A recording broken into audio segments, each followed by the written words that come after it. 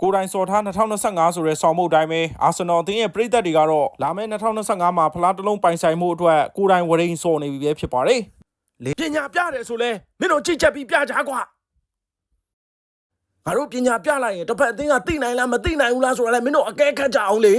တစ်ဖက်အသင်းကိုပညာပေးဖို့တက်မင်းတို့အချင်းချင်းအပေါက်လန်းတက်အောင်အရင်အပေးယူလုပ်ကြအောင်ပြောလိုက်ရင်မင်းတို့မဟုတ်တဲ့အတိုင်းပဲမျက်လုံးလေးပေကလပ်နဲ့